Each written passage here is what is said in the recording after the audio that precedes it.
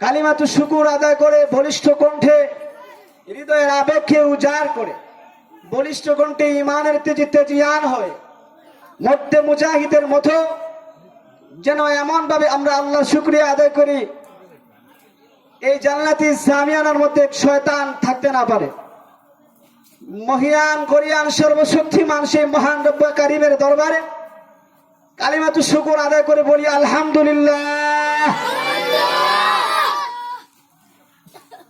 কোরআনের তেলাওয়াত মজা লাগে না? কোরআনের তেলাওয়াত শোনার জন্য কাফিররা পর্যন্ত নবী মুহাম্মদের তেলাওয়াত শোনার জন্য গোপনে গোপনে যায় শুনতো, অথচ তারা বলতো এই কোরআন জাদুবিদ্যা। তারা বলতো এই কোরআন মুহাম্মদ পাগলামি শুরু করছে, মুহাম্মদ পাগল।